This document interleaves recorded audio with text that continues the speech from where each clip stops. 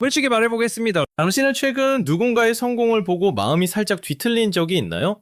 같이 시작한 동료가 먼저 성진했을 때, 예전에는 별로 특별해 보이지 않던 친구가 갑자기 돈을 잘 벌기 시작했을 때, 나와 비슷한 나이에 누군가가 집을 사고 몸을 만들고 사업을 키우고 사람들에게 박수를 받을 때 겉으로는 웃습니다. 와, 축하해. 진짜 대단하다. 잘 됐다. 그런데 이상하게도 가슴 한쪽이 조용히 뜨거워집니다. 기쁜 마음이 아예 없는 건 아닙니다. 그 사람이 망했으면 좋겠다고 생각하는 것도 아닙니다.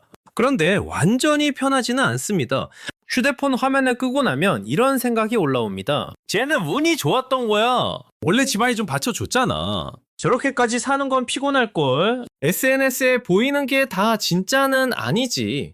우리는 이 감정을 보통 질투심이라고 부릅니다. 그리고 질투심을 느끼는 순간 스스로를 조금 부끄러워합니다. 내가 이렇게 못난 사람이었나? 나는 왜 남 잘 되는 걸 진심으로 축하하지 못할까? 마음이 좁아서 그런 걸까? 하지만 오늘 이야기는 조금 다릅니다. 질투심이 강하다는 건 어쩌면 당신이 성공해서 멀어졌다는 증거가 아닐 수 있습니다. 오히려 반대로 아직 당신 안에 원하는 것이 선명하게 살아있다는 증거일 수 있습니다. 우리는 흔히 질투심을 나쁜 감정이라고 배웁니다. 성숙한 사람은 질투하지 않는다. 자신감 있는 사람은 남과 비교하지 않는다. 성공하는 사람은 묵묵히 자기 길만 간다. 듣기에는 맞는 말 같습니다. 하지만 현실은 그렇게 단순하지 않습니다. 인간은 원래 비교하는 동물입니다. 내가 지금 어디쯤 있는지, 내가 뒤처지고 있는지, 내가 어떤 것을 원하고 있는지 뇌는 다른 사람을 통해 계속 확인합니다. 문제는 질투심이 있다는 사실이 아닙니다. 진짜 문제는 그 질투심을 너무 빨리 부정해버린다는 데 있습니다. 누군가의 몸이 부러우면 우리는 말합니다. 저렇게 몸에 집착하는 사람은 별로야. 누군가의 돈이 부러우면 말합니다. 돈이 전부는 아니잖아. 누군가의 인기가 부러우면 말합니다. 저 사람은 그냥 포장은 잘하는 거야. 그런데 정말 그럴까요? 당신은 관심 없는 분야의 1등을 질투하지 않습니다. 축구에 아무 관심이 없다면 세계 최고의 축구 선수가 아무리 큰 돈을 벌어도 마음이 크게 흔들리지 않습니다. 명품에 관심이 없다면 누가 비싼 가방을 들어도 그냥 지나갑니다. 하지만 어떤 사람을 보는 순간 마음이 따끔하다면 거기에는 이유가 있습니다. 그 사람이 가진 무언가가 당신 안에 숨겨진 욕망을 건드린 겁니다. 질투심은 이렇게 말합니다. 너 사실 저거 원하잖아. 너도 저 자리 한번 가보고 싶잖아. 너도 저렇게 인정받고 싶잖아. 너도 아직 포기한 게 아니잖아. 여기서 감정의 방향은 두 갈래로 갈라집니다. 네덜란드 티르부르크 유니버시티의 심리학자 니엘스 반데벤 연구팀은 질투심을 두 가지로 나누어 설명했습니다. 하나는 상대를 끌어내리고 싶어지는 악성 질투, 다른 하나는 나도 더 나아지고 싶게 만드는 선의의 질투입니다. 악성 질투는 이렇게 말합니다. 쟤는 별거 아니야. 쟤는 운이 좋았어. 언젠가 망할 거야. 이렇게 말하면 잠깐은 마음이 편해집니다. 상대를 작게 만들면 내 초라함도 덜 보이는 것 같으니까요. 하지만 이상하게도 내 인생은 아무것도 달라지지 않습니다. 반대로 선의의 질투는 아프지만 질문을 바꿉니다. 왜 나는 저 사람을 보고 이렇게 흔들렸을까? 내가 진짜 부러워한 건 무엇일까? 저 사람이 가진 것 중 내가 배울 수 있는 건 무엇일까? 같은 질투심이라도 어떤 사람에게는 독이 되고 어떤 사람에게는 연료가 됩니다. 감정 자체가 인생을 망치는 것이 아닙니다. 그 감정을 어떻게 해석하느냐가 사람을 갈라놓습니다. 누군가의 성공을 보고 배가 아픈 순간 대부분의 사람은 그 사람을 분석하기 시작합니다. 집안, 운, 외모, 인맥, 타이밍. 하지만 사실 그 순간 우리가 진짜 분석해야 할 대상은 그 사람이 아닙니다. 바로 나 자신입니다. 나는 왜 저 사람에게만 이렇게 예민하게 반응했을까?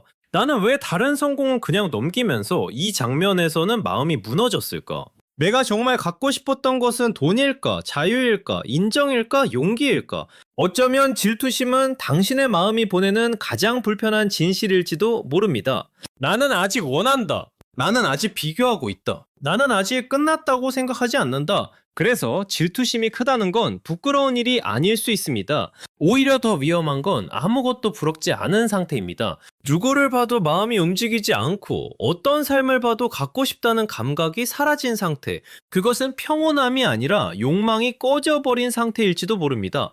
질투심은 당신을 나쁜 사람으로 만드는 감정이 아닙니다. 그것은 아직 당신 안에 방향이 남아있다는 신호입니다. 하지만 문제는 여기서 시작됩니다. 같은 질투심이라도 누군가는 그것으로 남을 깎아내리고 누군가는 그것으로 자기 인생의 다음 좌표를 찾습니다. 질투심이 올라올 때 뇌에서는 아주 단순하지만 강력한 계산이 일어납니다. 지금 내가 있는 자리, 내가 있고 싶은 자리, 그리고 이미 그 자리에 서 있는 사람, 이 세 가지가 동시에 비교되는 순간 마음은 조용히 흔들립니다. 단순히 남이 잘 돼서 기분 나쁜 것이 아닙니다. 내가 이렇게 말하는 겁니다. 저 사람은 저기에 있는데 나는 아직 여기에 있다. 인간의 뇌는 혼자 살아남도록 설계되지 않았습니다.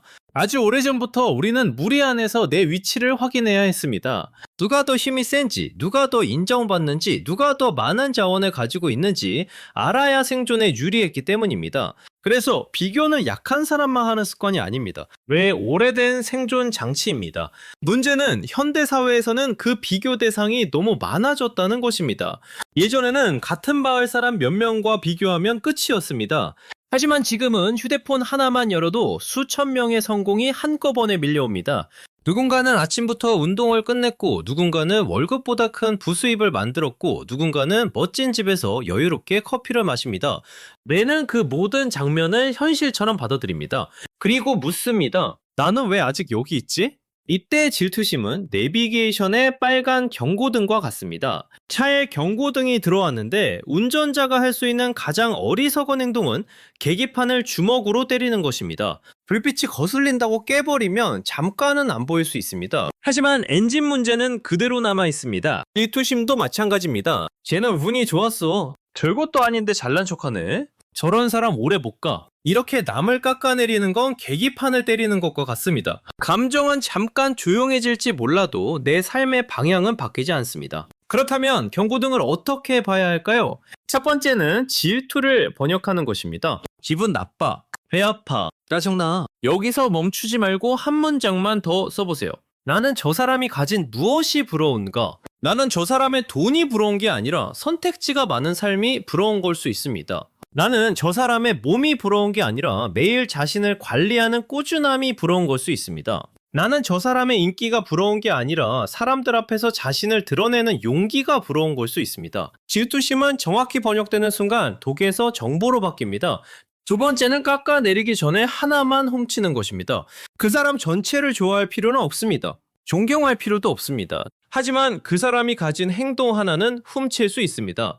말을 잘한다면 표현 방식을 훔치면 됩니다. 돈을 잘 번다면 소비 습관이나 일하는 구조를 보면 됩니다. 컨텐츠가 잘 된다면 제목, 썸네일, 업로드, 리듬 중 하나를 보면 됩니다. 몸이 좋다면 운동 루틴 하나만 가져오면 됩니다. 질투심이 강한 사람은 사실 관찰력이 예민한 사람입니다. 문제는 그 관찰력을 상대의 약점을 찾는 데 쓰느냐, 내 성장의 단서를 찾는 데 쓰느냐입니다. 세 번째는 24시간 안에 작은 행동으로 바꾸는 것입니다. 질투심은 머릿속에 오래 두면 썩습니다. 계속 생각하면 비교가 되고, 비교는 자책이 되고, 자책은 결국 무기력으로 변합니다. 그래서 질투심이 올라온 날에는 아주 작게라도 몸을 움직여야 합니다. 몸 좋은 사람이 부러웠다면 오늘 15분만 걸으세요. 말 잘하는 사람이 부러웠다면 휴대폰에 1분만 녹음해보세요. 돈 잘 버는 사람이 부러웠다면 오늘 쓴 돈 하나만 기록해보세요. 콘텐츠가 잘 되는 사람이 부러웠다면 제목 하나만 새로 써보세요. 인생을 바꾸려고 하지 않아도 됩니다. 질투가 가리킨 방향으로 아주 작은 점 하나만 찍으면 됩니다. 결국 질투심은 칼과 같습니다. 손잡이를 잡으면 길을 열 수 있지만 나를 잡으면 내 손만 베입니다. 같은 감정인데도 누군가는 그걸로 남을 찌르고 누군가는 자기 인생에 불필요한 핑계를 잘라냅니다. 그러니 다음에 누군가의 성공을 보고 마음이 아프다면 너무 빨리 착한 척하지 않아도 됩니다. 나 질투하면 안 되는데 이렇게 자신을 혼내지 않아도 됩니다. 대신 조용히 물어보세요. 내가 지금 정말 원한 건 뭐였지? 어쩌면 당신은 그 사람을 미워한 것이 아닐지도 모릅니다. 그 사람이 보여준 어떤 삶의 가능성을 아직도 내가 원하고 있다는 사실이 아팠던 것일지도 모릅니다. 질투심이 올라온다는 건 당신이 끝났다는 뜻이 아닙니다. 아직 내 안에 꺼지지 않은 불씨가 있다는 뜻입니다. 중요한 건 그 불씨로 남의 집을 태울 것인가 아니면 내 앞길을 밝힐 것인가입니다. 여러분은 최근 누구를 보며 질투심을 느낀 적이 있나요? 그 감정이 사실은 무엇을 원한다는 신호였는지 댓글로 조용히 나눠주세요. 당신의 이야기가 비슷한 마음을 숨기고 있던 누군가에게는 큰 위로가 될 수 있습니다. 오늘도 끝까지 함께 해주셔서 감사합니다.